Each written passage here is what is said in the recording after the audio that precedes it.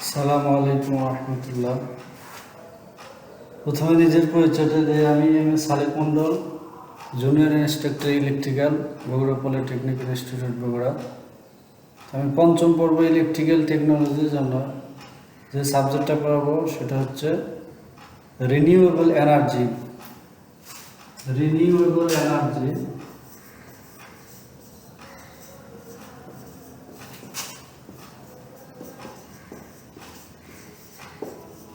এই সাবজেক্টের কোডটা হচ্ছে 66753। যেহেতু পঞ্চম পর্ব সবাই মোটামুটি আমাদেরকে চেনে, তো আমাদের এই সাবজেক্টটা থিওরি এবং প্র্যাকটিক্যাল দুটোই হবে। তবে থিওরি এখানে বেশি আলোচনা হবে, আর প্র্যাকটিক্যাল যখন ক্লাস শুরু হবে তখন ইনশাআল্লাহ দেখানো হবে। তো বর্তমান যুগে এই রিনিউয়েবল এনার্জির গুরুত্ব অনেক বেশি, কারণ দিন দিন মানুষের চাহিদা, বৈদ্যুতিক চাহিদা বা বিভিন্ন ধরনের যন্ত্রপাতি ডিজিটাল হওয়ার কারণে বা মানুষ যন্ত্রমুখী হওয়ার কারণে এই সমস্ত শক্তি, ইলেকট্রিক্যাল এনার্জির প্রয়োজন বেশি দেখা দিচ্ছে। সেই ক্ষেত্রে চাহিদা অনুযায়ী আমাদের অনেক সময় যোগান দিতে আমরা পাচ্ছি না।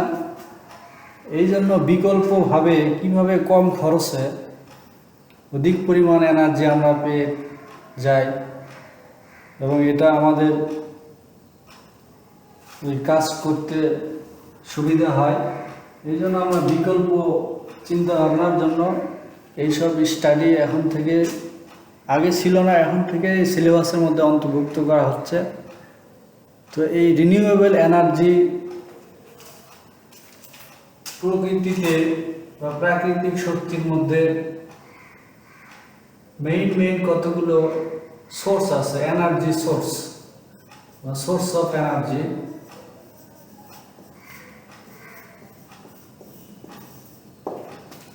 এনার্জি সোর্স বা সোর্স অফ এনার্জি এর মধ্যে এক নম্বর আমরা দেখতে পাই, যেটার সাথে সবাই মোটামুটি পরিচিত, কম বেশি কিছু জানি, সোলার এনার্জি। সোলার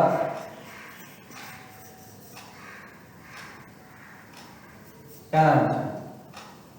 এরপর আমরা পেয়ে থাকি উইন্ড এনার্জি। এরকম আরো আছে ওয়াটার এনার্জি।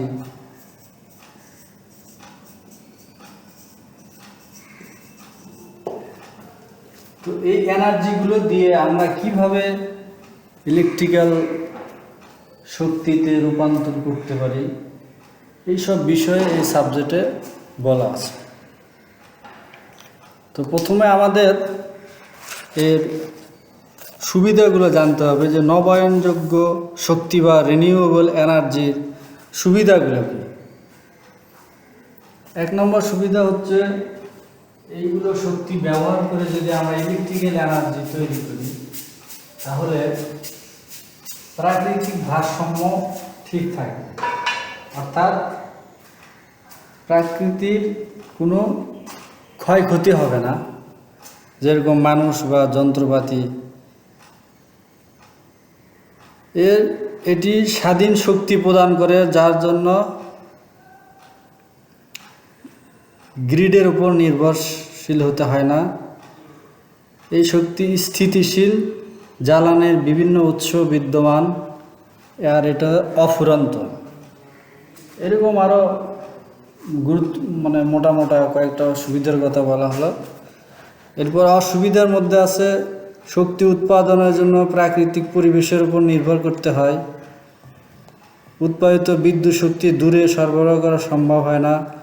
বিদ্যুৎ কেন্দ্র স্থাপনের জন্য অধিক স্থানের প্রয়োজন হয়।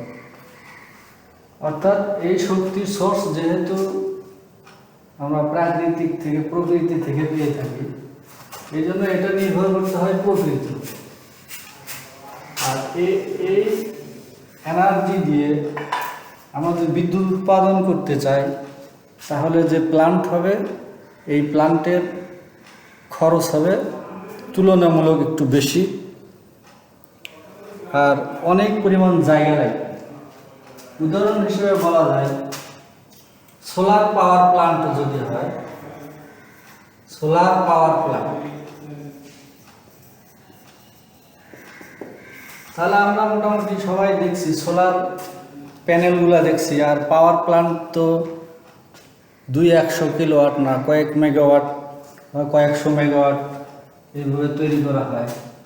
তো সেই হিসেবে সোলার যে প্লেটগুলো আছে, প্যানেলগুলো আছে, এই প্যানেলগুলো তো স্থাপন করতে হয়।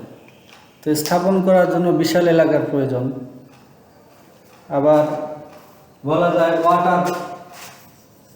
ওয়াটার দিয়ে যেটা করা হয় যে hydro electric power plant, hydro electric power plant.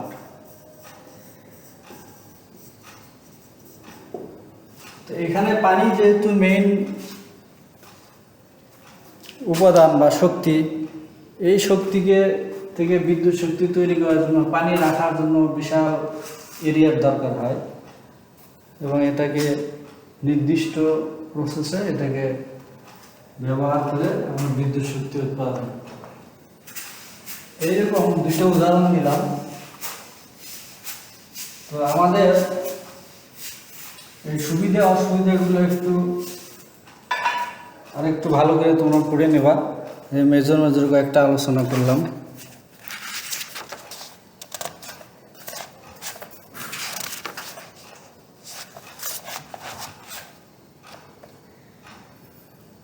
এরপরে আমরা আর ছোট্ট দুটো জিনিস আলোচনা করব।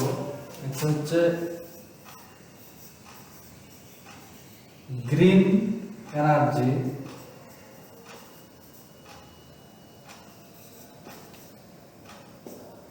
আর একটা হচ্ছে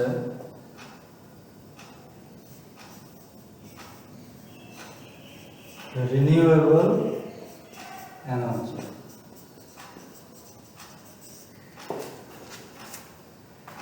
গ্রিন এনার্জি বা সবুজ শক্তি, এই বিষয়টা সিলেবাসের অন্তর্ভুক্ত আছে।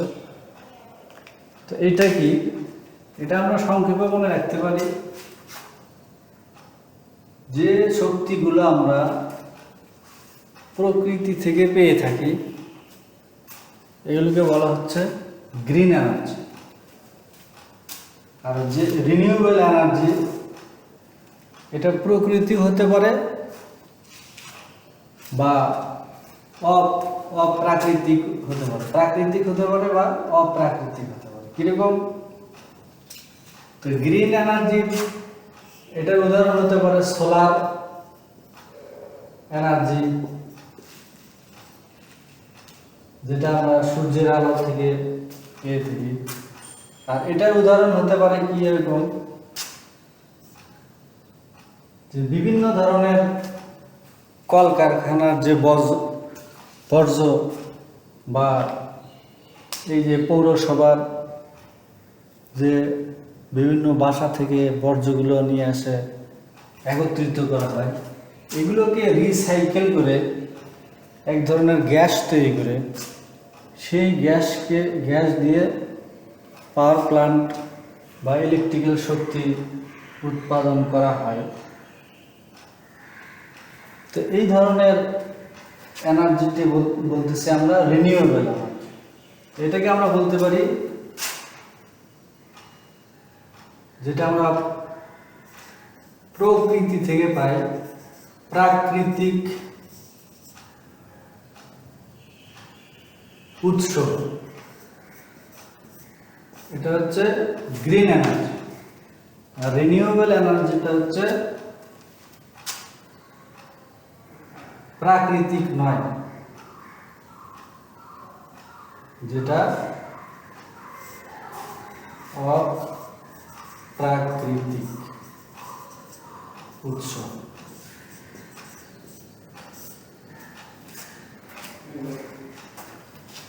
তো এই দুইটা এনার্জি সম্পর্কে আমরা জানলাম, একটা হচ্ছে গ্রিন এনার্জি আর একটা হচ্ছে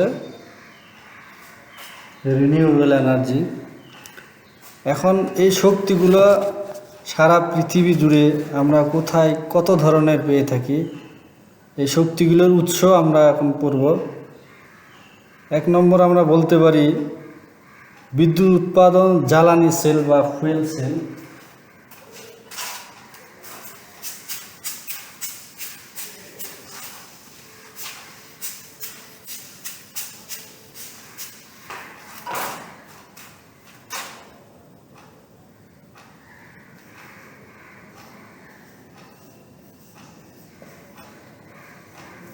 Source of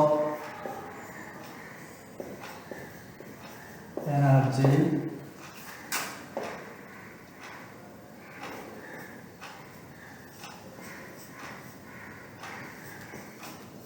fuel cell। 2 নম্বর আমরা বলতে পারি flowing stream of water, flowing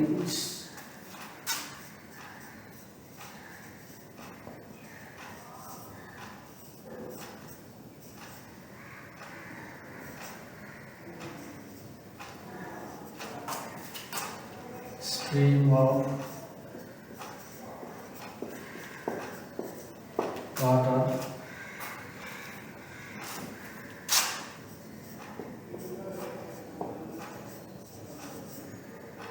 tidal force।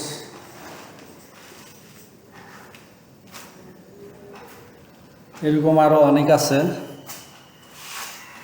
Solar, wind power, nuclear power, geothermal energy, wind power,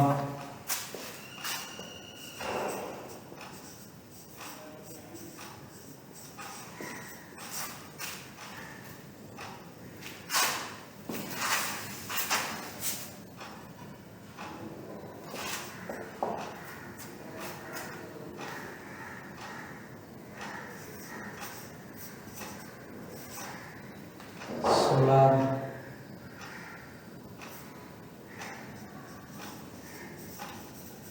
energy,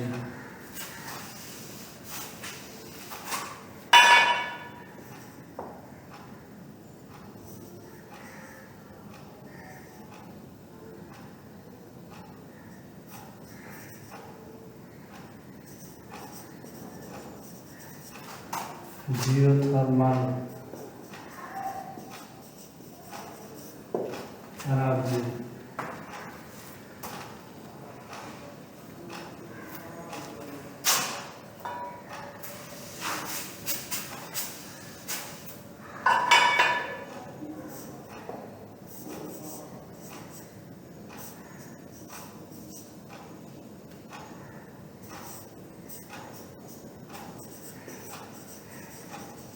water energy. এগুলো হচ্ছে মেইন সোর্স অফ এনার্জি। তো আমাদের এই সোর্সগুলার সংক্ষিপ্ত বর্ণনা করতে হবে। এগুলো আমরা মানে সব কয়টা আলোচনা করা সম্ভব না, এগুলো নিজে নিজে একটু করতে হবে। আমি কয়েকটা জিনিস আলোচনা করব। একটা হচ্ছে সোলার এনার্জি, যেহেতু সোলারের গুরুত্ব বর্তমানে অনেক বেশি। আর একটা হচ্ছে হাইড্রোইলেকট্রিক পাওয়ার এনার্জি, অর্থাৎ ওয়াটার এনার্জি, যেটা এই দুটো বিষয়ে আলোচনা করব। আরেকটা হচ্ছে উইন্ড পাওয়ার। উইন্ড পাওয়ার তো বাংলাদেশের পরিপ্রেক্ষিতে একটু গুরুত্ব কম রাখে, ওয়াটারটাও কম রাখে। সবচেয়ে বেশি গুরুত্বপূর্ণ হচ্ছে সোলার এনার্জি। তো আমরা এখন সোলারের এনার্জি সম্পর্কে আমরা একটু ডিটেলস আলোচনা করব। সোলার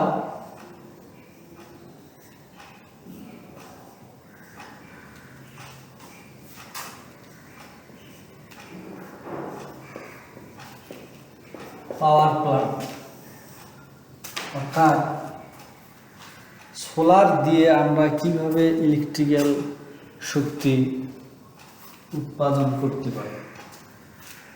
সোলারের মূল সোর্স হচ্ছে সূর্যের আলো, দি সান রে, সূর্যের আলো।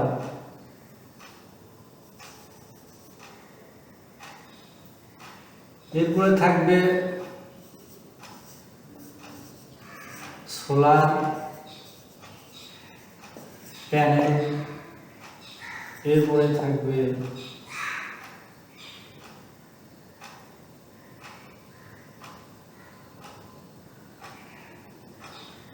Solar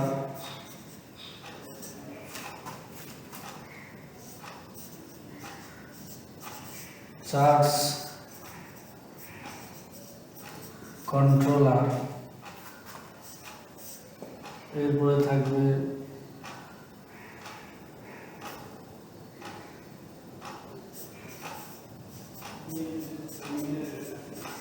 battery,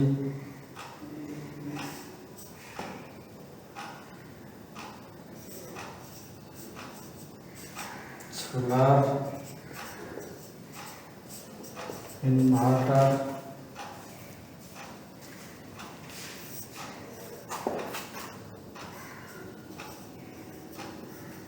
load. এগুলো হচ্ছে মেইন অংশ। তো এই মেইন অংশগুলো নিয়ে একটা সোলার সিস্টেম গঠিত, যেটা আমরা বাসা বাড়িতে ব্যবহার করি অথবা প্লান্টে ইউজ করি। তবে প্লান্টে যে পাওয়ার, সোলার পাওয়ার, যেটা এর অক্সিলারি ডিভাইস বা কম্পোনেন্ট হিসেবে আরও অনেক কিছু থাকবে কন্ট্রোলিং। তো আমরা সিম্পল একটা বেসিক সোলার সিস্টেম সম্পর্কে ডায়াগ্রাম একটু আলোচনা করব, তাহলে আমরা বুঝতে পারবো যে সোলার দিয়ে অর্থাৎ সূর্যের আলো থেকে আমরা কীভাবে ইলেকট্রিক্যাল শক্তি উৎপাদন করব। তো প্রথমে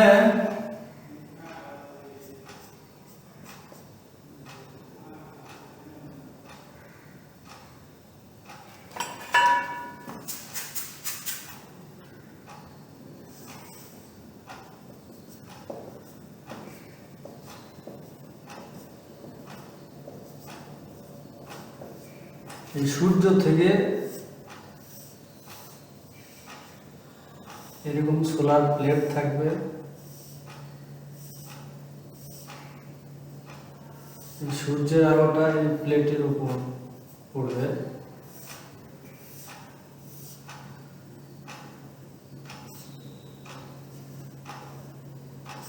যেটাকে আমরা বলতেছি সোলার প্যানেল।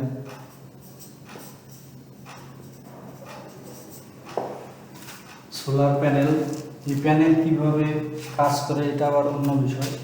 আজকে আমরা ওভারঅল একটা আইডিয়া নেব যে সূর্যের আলো এই সোলার প্যানেলের উপর পড়বে। সোলার প্যানেল থেকে এখানে যে সেমিকন্ডাক্টর ডিভাইস থাকবে, এই সেমিকন্ডাক্টর ডিভাইসে সূর্যের আলো পড়ার কারণে এখানে চার্জ অর্থাৎ এক্সাইটেড হয়ে যাবে। তাহলে এই চার্জটা আমরা চার্জ ব্যাটারিতে দেব, তবে ব্যাটারিতে দেওয়ার আগে চার্জ কন্ট্রোলারের মাধ্যমে, চার্জ কন্ট্রোলার অর্থাৎ ব্যাটারি চার্জিং সিস্টেম আমরা জানি, যদি দ্রুত চার্জ করা যায় এটা একটা সমস্যা। অর্থাৎ অনেকক্ষণ ধরে যদি আমরা অল্প সময়ে বেশি চার্জ করতে চাই বা বেশি সময়ে কম চার্জ করতে চাই, আবার সব সময় যদি ব্যাটারিতে আমরা সংযোগ দিয়ে থাকি চার্জের, তাহলে এটা আবার ওভার চার্জ হবে। আবার অনেক দিন যাবত আমরা যদি ব্যাটারিকে ফেলে রাখি, এতেও আবার ব্যাটারির সমস্যা। তো এই সব কিছু মিলিয়ে আমরা যদি একটা চার্জ কন্ট্রোলার এখানে অ্যাড করে দিই, তাহলে কি হবে, এই চার্জ কন্ট্রোলারটা এখান থেকে যে ব্যাটারির কানেকশন দেওয়া হবে, ধরে নিলাম এটা ব্যাটারি,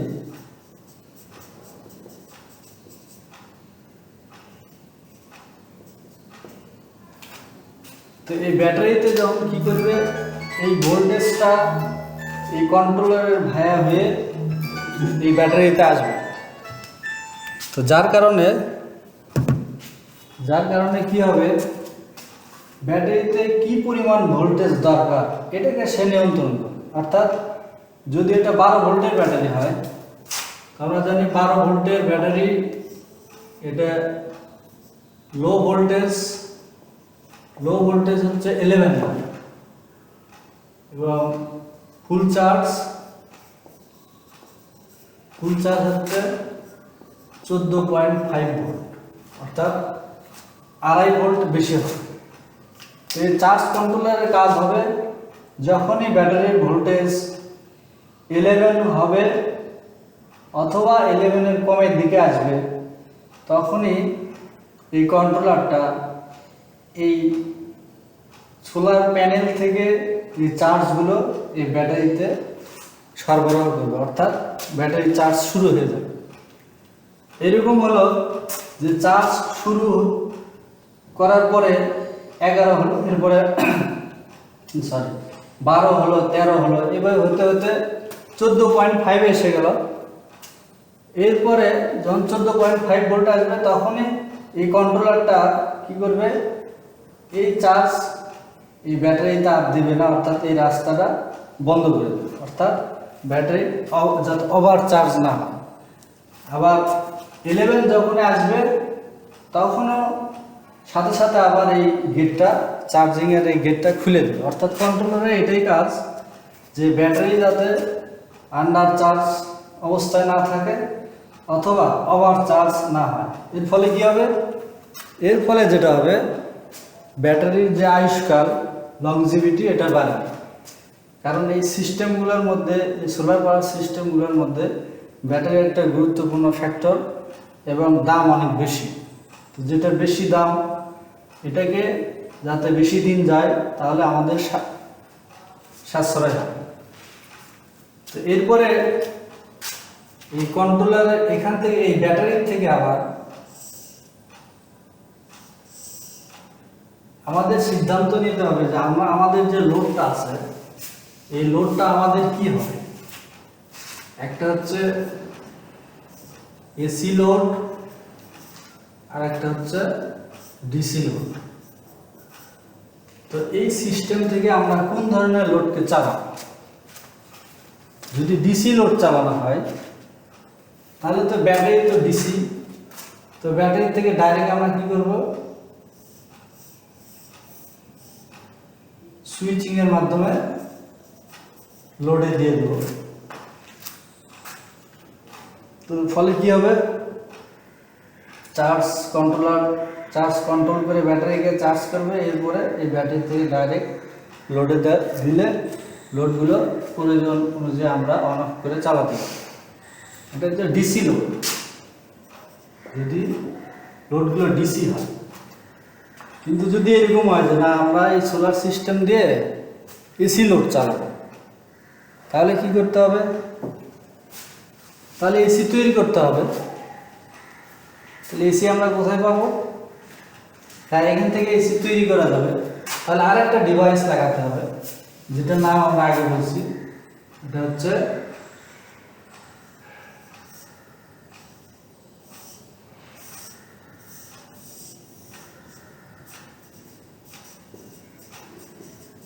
ইনভার্টার।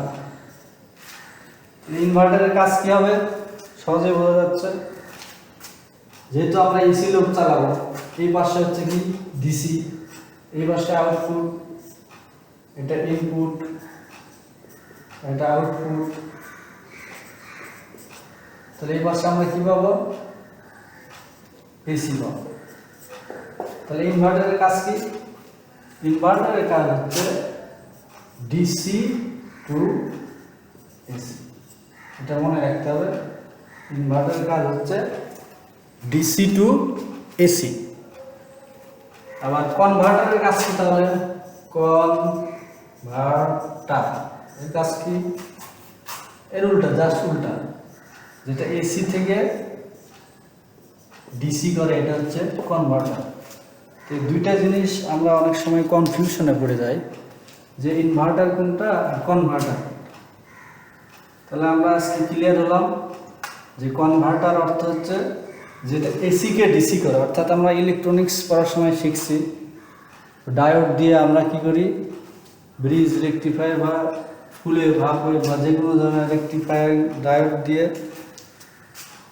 ক্যাপাসিটর দিয়ে ফিল্টারিং করে একটা সিস্টেম করে আমরা এসিকে কী করি ডিসিতে তৈরি করি। তো ওই সিস্টেমটাকে বলা হবে কনভার্টার।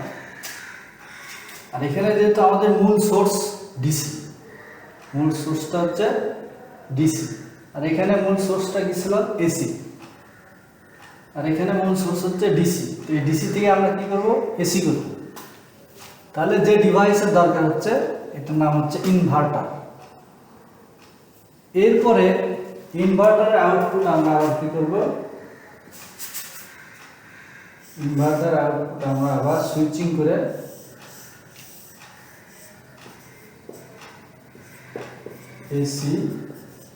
এসি লোড চালাবো। তাহলে আমরা বুঝতে পারলাম।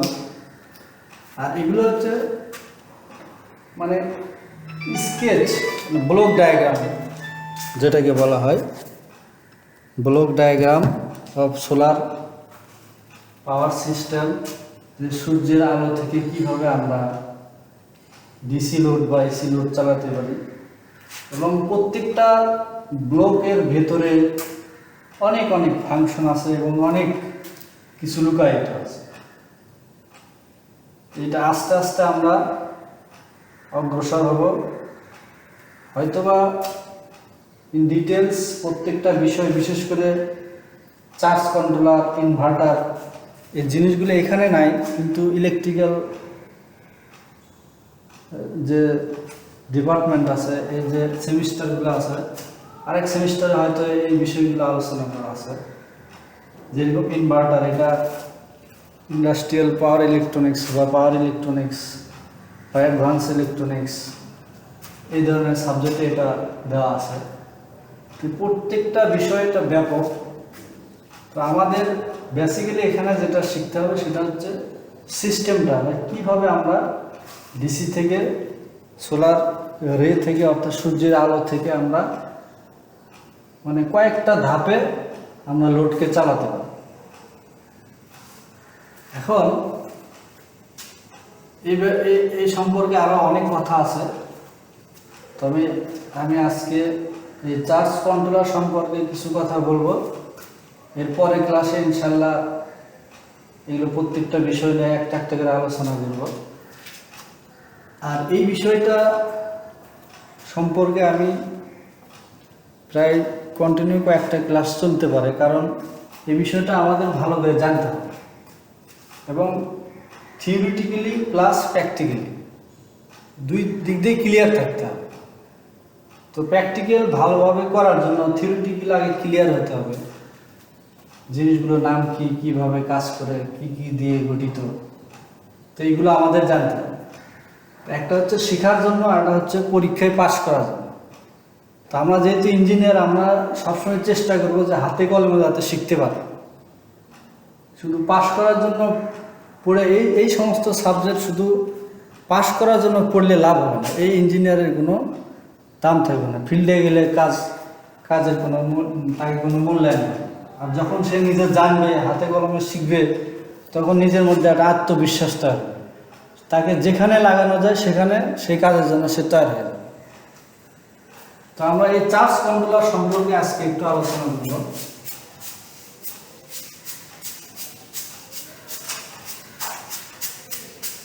যদিও ডিটেলস হয়তোবা এই সিলেবাসের মধ্যে নাই, কিন্তু আমরা যেহেতু পঞ্চম পর্বের ছাত্র, আমাদেরকে অন্য কোনো সোর্স সম্পর্কে এত ডিটেলস না জানলেও আমাদের বিশেষ করে সোলার সিস্টেম সম্পর্কে ডিটেলস জানতে হবে। যে একজনের বাসায় একটা সোলার সিস্টেম নেবে, তো কেউ যদি একজন ইলেকট্রিক্যাল, তোমাদের মধ্যে কেউ যদি একজন ইলেকট্রিক্যাল ইঞ্জিনিয়ার, ডিপ্লোমা ইঞ্জিনিয়ার কাছে আসে যে ভাই বা স্যার, আমাদের বাসায় তো এই কয়টা লাইট জ্বালাবো, এই কয়টা ফ্যান চালাবো, হ্যাঁ কিছু ডিসি ফ্যান আছে, কিছু এসি ফ্যান আছে, কিছু ডিসি লাইট আছে, কিছু এসি লাইট আছে, তো তো এইগুলো লোডের জন্য আমাদের এখন এই সোলার সিস্টেম ইনক্লুড করার জন্য কি কি করতে হবে? এখন ব্যাটারি বা কত সাইজের নেব, সোলার প্যানেল বা প্লেটটা কত সাইজের নেব বা কত ওয়াটের হবে, বা এখানে যে তার বা সুইচ বা বিভিন্ন যে কম্পোনেন্ট বা অক্সিলারিস ডিভাইস আছে বা চার্জ কন্ট্রোলার আছে, এগুলোর সাইজ কীভাবে আমি নির্ণয় করব? তো as a engineer you should know all things. কারণ ইঞ্জিনিয়ারিং পড়ার পরে কেউ যদি বলে আমি এগুলো পারি না, তাহলে সে শুধু খাতা কলমে ইঞ্জিনিয়ার, কিন্তু আসলে বাস্তবে ইঞ্জিনিয়ার না।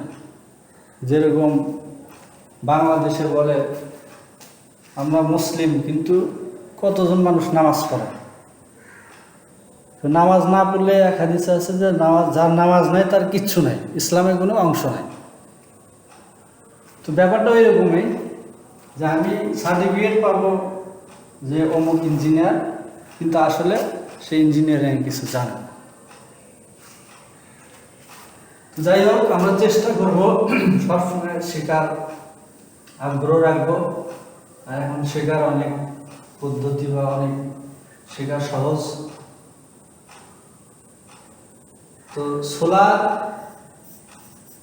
চার্জ কন্ট্রোলার,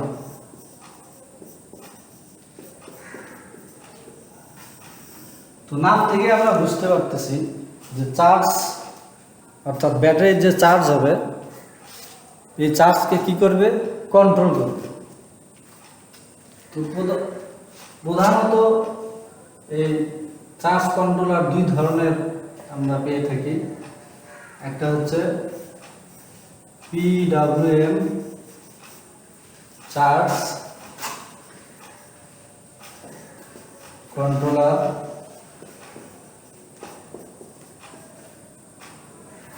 দুই নম্বর হচ্ছে MPPT চার্জ কন্ট্রোলার। দুইটা হচ্ছে মেইন, এবং এই দুইটা সম্পর্কে আমাদের ডিটেলস জানতে হবে। ইভেন এটাও শেখা জরুরি অ্যাজ এ ইঞ্জিনিয়ার যে এই চার্জ কন্ট্রোলারটা কিভাবে তৈরি হয়, হাউ ইট মেড, বা এটা কিভাবে তৈরি হয়, এগুলো শেখার আগ্রহ রাখতে হবে এবং যতটুকু সম্ভব শিখতে হবে। PWM চার্জ কন্ট্রোলার এটা কি? PWM অর্থ হচ্ছে pulse wide modulation. Pulse wide modulation,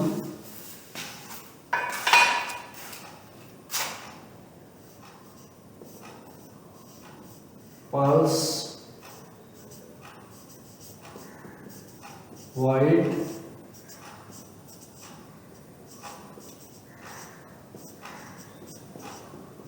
modulation. তো পালস ওয়াইড মডুলেশন অর্থ কি? অর্থাৎ আমরা চার্জ করার সময় যে পালসটা আছে, পালসটা বলতে এখানে বোঝা যাচ্ছে যে ইলেকট্রিক্যাল কোয়ান্টিটি, যেটা অ্যাজ ফর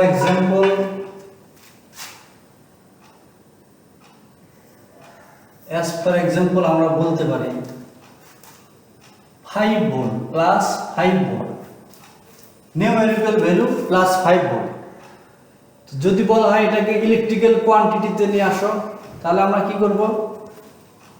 একটা গ্রাফ আঁকাও, ধরে নিলাম এটা 0, এদিকে মাইনাস, এদিকে প্লাস, ধরে নিলাম এই পর্যন্ত 5। তো যেহেতু প্লাস, তাহলে প্লাস 5, এইদিকে হচ্ছে বি। তাহলে এর অ্যাম্পলিটিউড হচ্ছে এইদিকে, তো প্লাস 5 ভোল্ট। এটাকে আমরা যদি ইলেকট্রিক্যাল কোয়ান্টিটিতে নিয়ে আসি তাহলে কি হবে? এইরকম কিছু পালস, যেটা আমরা ডিজিটালে পড়ছি অথবা পড়ব, এটা হচ্ছে সরি, টাইম ডোমেইন আর হচ্ছে অ্যাম্পলিটিউড। তাহলে +5 ভোল্ট আমরা নিউমেরিক্যালি এইভাবে লিখতে পারি, কিন্তু যদি ইলেকট্রিক্যালি নিয়ে আসি এটাকে কোয়ান্টিটিতে অর্থাৎ ভেক্টরে বা ওয়েভে নিয়ে আসি, তাহলে এটাকে আমরা এইভাবে প্রকাশ করতে পারি +5 ভোল্ট। তো এই যে এটা অনেক সময় কম হবে বেশি হবে, তো এই অ্যাম্পলিটিউডটা যেরকম আমরা ফ্যানের স্পিডটাকে কন্ট্রোল করি একটা রেগুলেটর দিয়ে,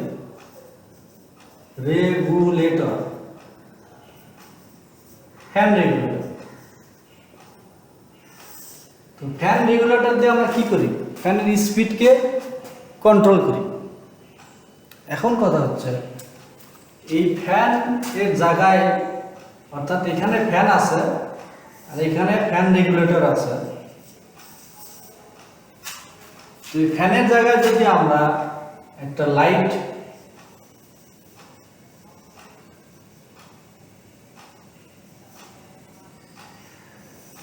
লাইট লাগাই, তাহলে কি হবে?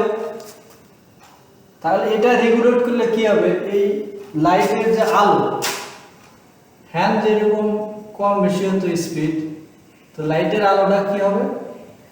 এখানে কম বেশি হবে। তো এই ফ্যাক্টরটাকে যদি আমরা ওয়েভ ডায়াগ্রামে দেখাতে চাই, তাহলে আমরা এই পিডব্লিউটা একটু বুঝতে পারব। এই ফ্যাক্টরকে যদি আমরা ওয়েভ ডায়াগ্রামে নিয়ে আসতে চাই, তাহলে এটা আমরা বুঝতে পারবো। যেরকম মনে করি ফ্যান বা লাইটের হাই স্পিড এখানে, তো আমরা যখন এই রেগুলেটর 1-এ রাখলাম, আবার এদিকে 5, 2, 3, 4, 5, তো 1-এ স্পিড কম, 5-এ সবচেয়ে বেশি, আর ভেতরে আস্তে আস্তে বেশি হবে।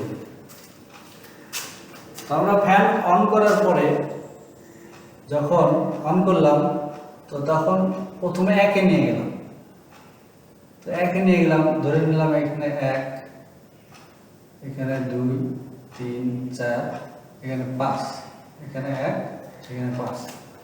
তো প্রথমে যদি 1-এ নিয়ে যাই, দ্যাট মিনস এখানে যদি 230 ভোল্ট সাপ্লাই হয়, তাহলে এখানে সরবরাহ দেবে এই 5/1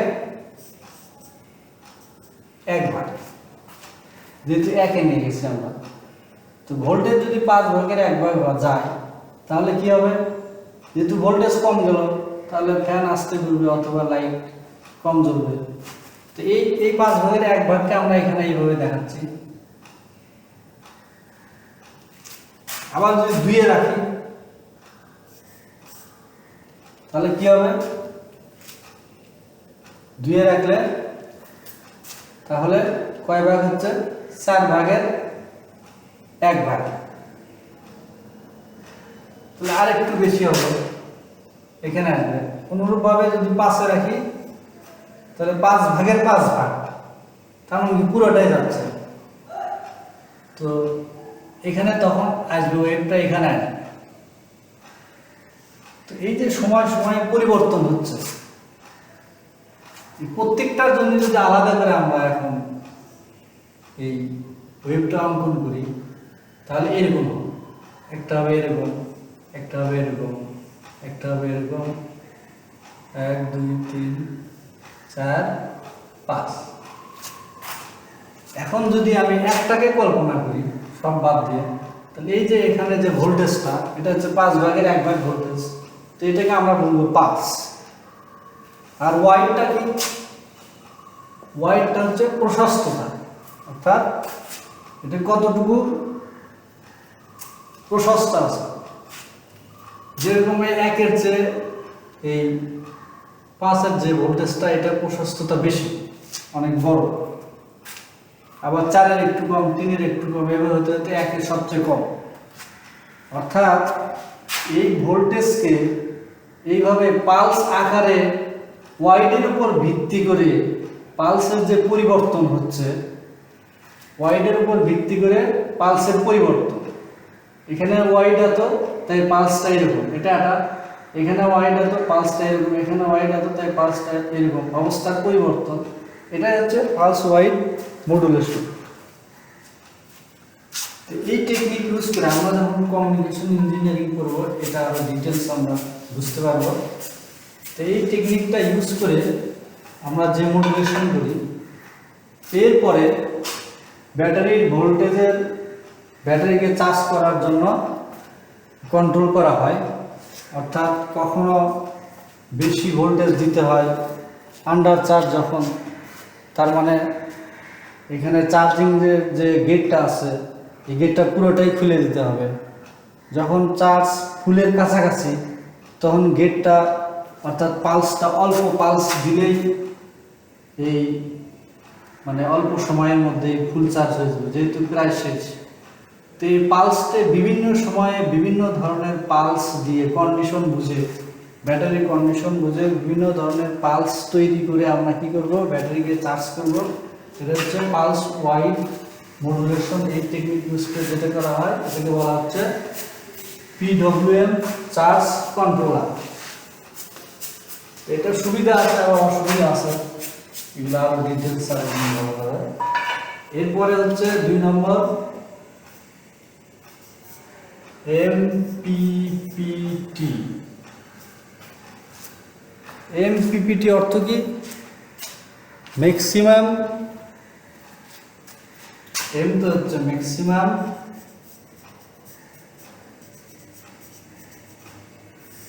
হচ্ছে পাওয়ার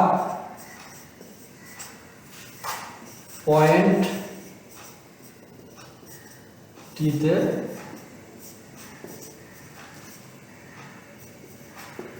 ট্র্যাকিং। অর্থাৎ ব্যাটারিকে আমরা চার্জ করব, এই চার্জ করার সময় আমরা খেয়াল করব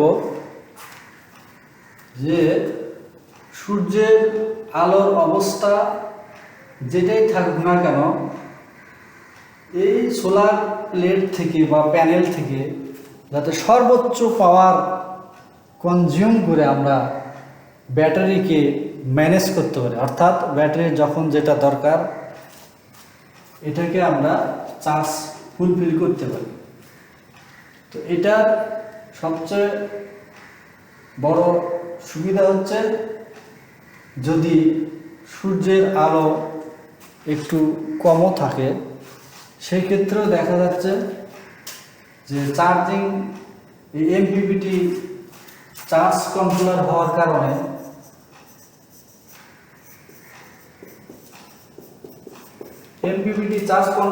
কারণে তো ম্যাক্সিমাম পাওয়ারকে ট্র্যাক করে ব্যাটারির কন্ডিশনকে ফুলফিল করতেছে।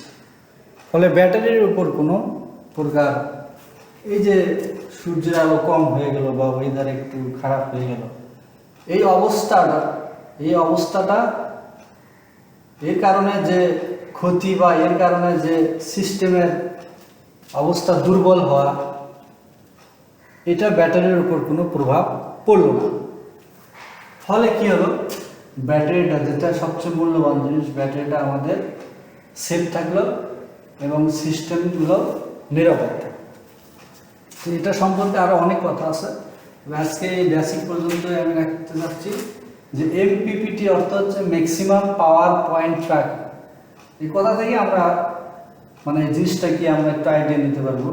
ম্যাক্সিমাম সর্বোচ্চ পাওয়ার কি করবে, ট্র্যাক করবে। অর্থাৎ সর্বোচ্চ পাওয়ার, এই যে প্লেট, যে সোলার প্লেট থাকবে বা প্যানেল থাকবে, এই প্যানেল থেকে সর্বোচ্চ পাওয়ার কত হয় সবসময় এটা সে ডিটেক্ট করবে এবং এটাকে এই ব্যাটারিকে ডেলিভারি করবে। তো আজকে আমরা ক্লাসে যে বিষয়গুলো আলোচনা করলাম একটু রিভিউ করি। 1 নম্বর হচ্ছে concept of renewable solar energy, green energy, এরপরে advantages and disadvantages of renewable energy. এরপরে আমরা কি পড়লাম? Sources of energy. এরপরে আমরা কি পড়লাম? সোলার পাওয়ার প্ল্যান্ট সম্পর্কে একটা ডায়াগ্রাম দেখলাম, সোলার সিস্টেম কীভাবে কাজ করে। এরপরে সোলার সিস্টেমের যে একটা মেইন অংশ চার্জ কন্ট্রোলার, এটা আবার দুই প্রকার, পিডব্লিউএম সোলার চার্জ কন্ট্রোলার আর একটা হচ্ছে এমপিপিটি সোলার চার্জ কন্ট্রোলার। তো এই বিষয়গুলো নিয়ে আমরা একটু আলোচনা করব। এখন তোমাদের দায়িত্ব হচ্ছে এই ক্লাসটা বারবার দেখে এবং সাথে বই নিয়ে এগুলোকে একটু চর্চা করা। আর কিছুদিন পরে যখন এক চ্যাপ্টার শেষ হয়ে যাবে তখন আমি আবার এই অনলাইনে হোমওয়ার্ক দেব। এই হোমওয়ার্কগুলোর মধ্যে এই কথাগুলো আসবে, যে ক্লাসগুলো আমি করাচ্ছি বা চেষ্টা করতেছি, এই কথাগুলো আসবে এবং ওই অনুযায়ী মার্কিং হবে।